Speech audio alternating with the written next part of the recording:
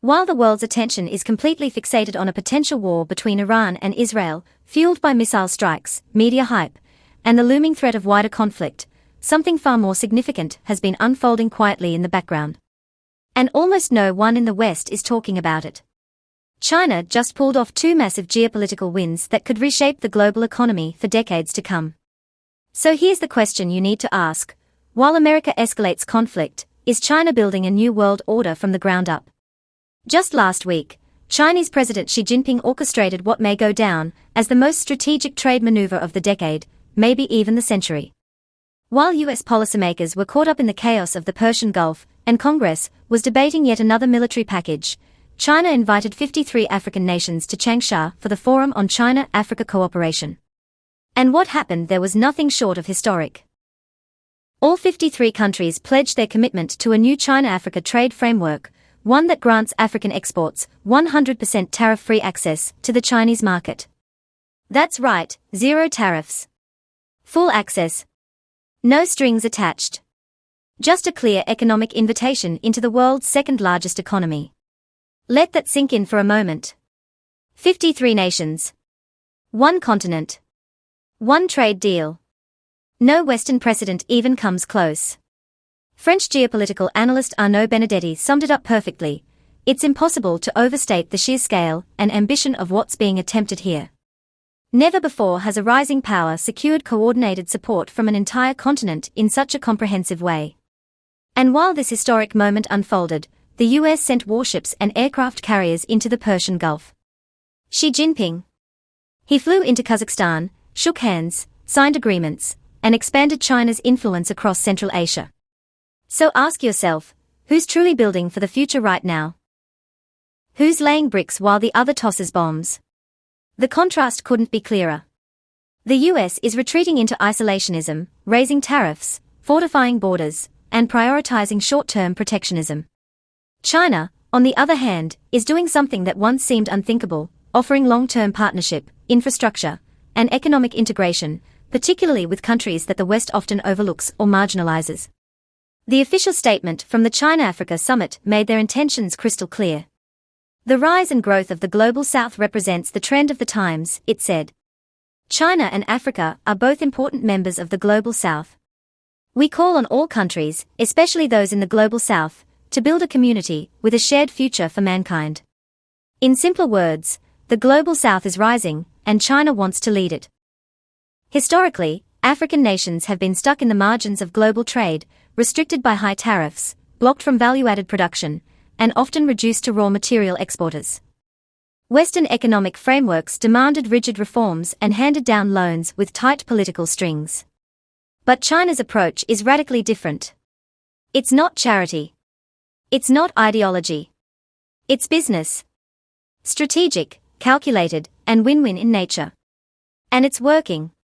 In 2000, the United States was the largest trade partner for most African countries. China, barely on the radar, clocking in only $14 billion in trade. But in 2025, that number is now over $290 billion annually, an astonishing 2,000% increase. China is now the largest trading partner for all 53 African nations. How did this happen? It wasn't overnight. Over the past 2 decades, China quietly invested in ports, highways, railroads, and factories across the continent. 33 deep-water shipping ports. 6 major railway lines. Dozens of highways and cross-border roads. All built under the Belt and Road Initiative.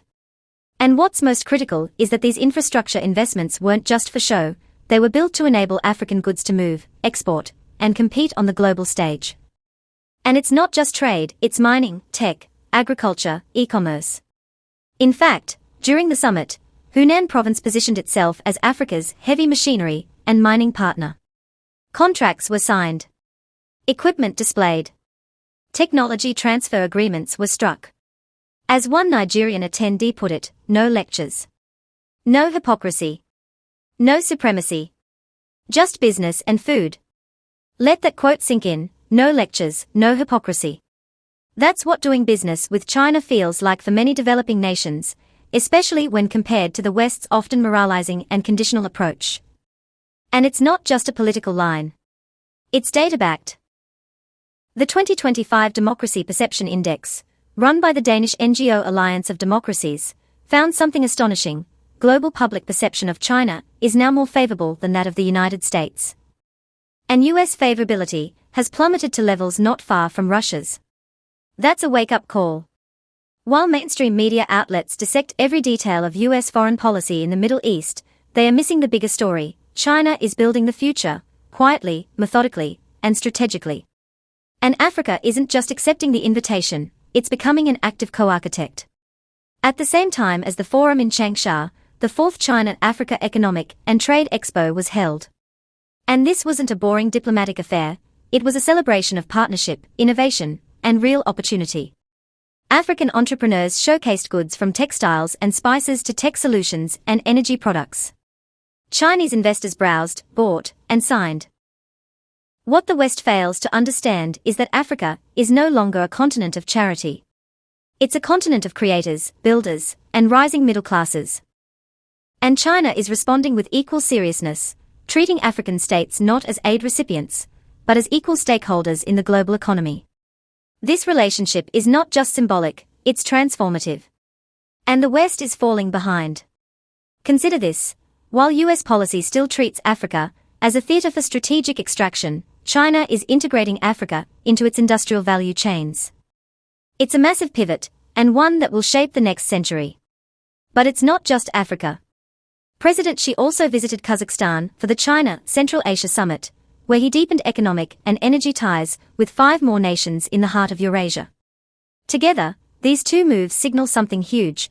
China is uniting the global South, while the West remains trapped in old models of competition and containment. And here's where it gets even more interesting.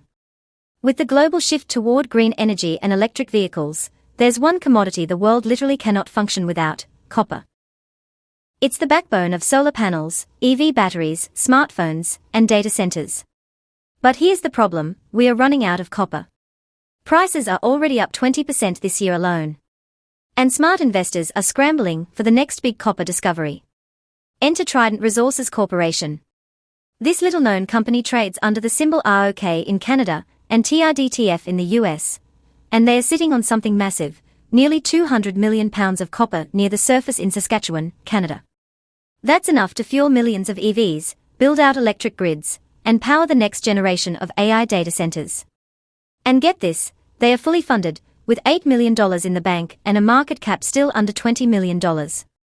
That's what we call flying under the radar. Their Knife Lake project is just the beginning.